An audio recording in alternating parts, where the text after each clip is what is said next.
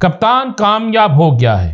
आप सोच रहे होंगे किस तरह, ये आपको बताएंगे। 3 माह के बाद हालात बदल जाएंगे, वो किस तरह, ये भी आपको बताएंगे। नवाज शरीफ सख्त नाराज हैं और कमरे से बाहर निकलकर हर एक को डांट रहे हैं, क्यों?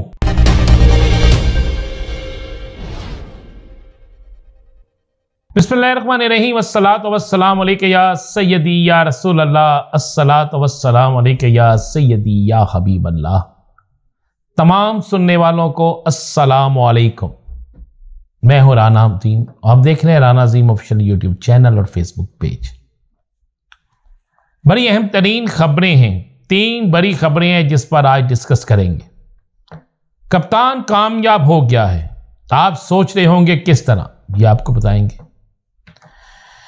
3 माह के बाद हालात बदल जाएंगे, वो किस तरह, ये भी आपको बताएंगे। नवाज शरीफ सख्त नाराज हैं और कमरे से बाहर निकलकर हर एक को डांट रहे हैं, क्यों? ये भी आपको बताएंगे।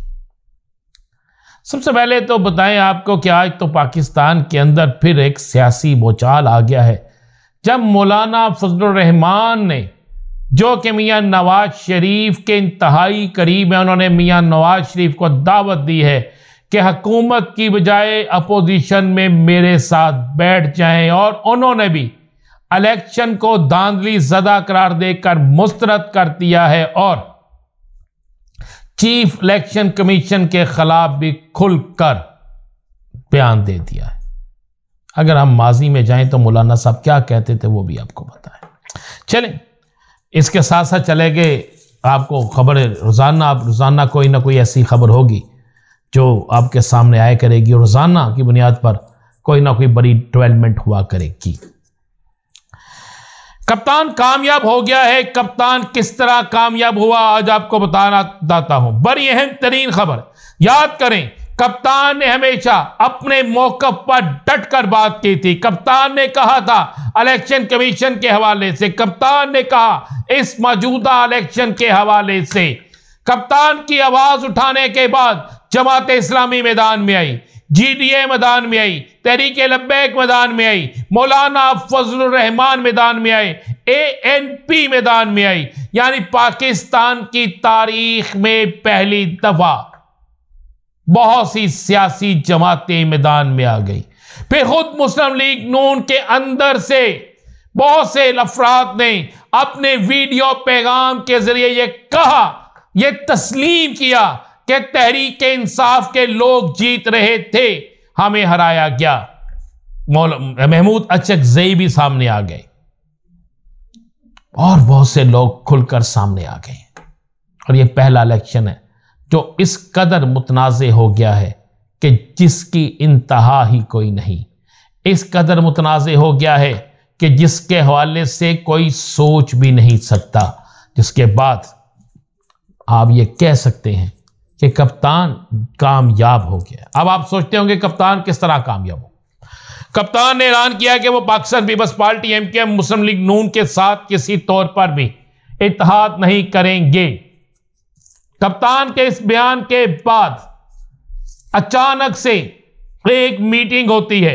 सबसे पहले तो बिलावल भुट्टो जरदारी एक प्रेस कॉन्फ्रेंस करते हैं, उसमें वो कहते हैं हम नून लीग के साथ किसी किस्म के वजारतों में नहीं जाएंगे, लेकिन अपना आईनी हक इस्तेमाल करेंगे, अपने आईनी दे लेंगे। वो एक ड्रामा था सारा। तब मैं आज आपको बता रहा हूं कि होना क्या है।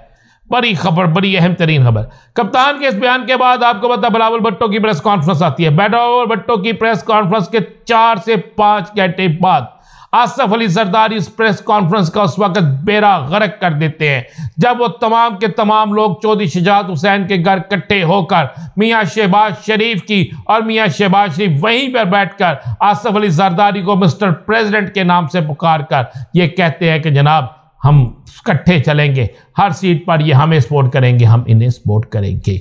लेकिन हैरत अंगेज तौर पर मियां नवाज शरीफ उस जगह पर नहीं होते, जबकि फैसला उसी दिन हो चुका होता है कि मियां शहबाज शरीफ वजीर आजम है। जब नवाज शरीफ विक्ट्री स्पीच करने आते हैं उसी दिन फैसला हो गया होता है।